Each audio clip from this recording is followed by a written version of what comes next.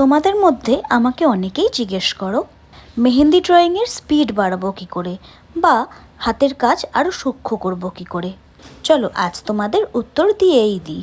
সত্যি কথা বলতে এর সমাধান একটাই, হ্যাঁ একটাই, আর সেটা হলো প্র্যাকটিস অ্যান্ড মোর প্র্যাকটিস।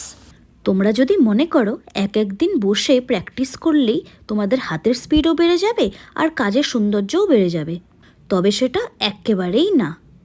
তুমি যতটা প্র্যাকটিস করবে ঠিক ততটাই তুমি ফিডব্যাক পাবে। তবে হ্যাঁ, সূক্ষ্ম কাজ করতে গেলে তোমাদের কোণটাকে ভালো রাখতে হবে, তাই কোণকে একদমই খোঁটাখুটি করা যাবে না।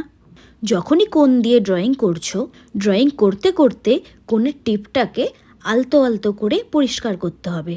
তোমার কোণের মুখটা যতটা স্মুথ থাকবে ততটাই সুন্দর হবে তোমার কাজ। তাই স্পিড বাড়াতে গেলে প্র্যাকটিস, আর তোমার কোণটাকে বাচ্চার মতো যত্ন করে তোমাকে ড্রয়িং করতে হবে। তাহলে আশা করি তোমরা উত্তর পেয়ে গেছো।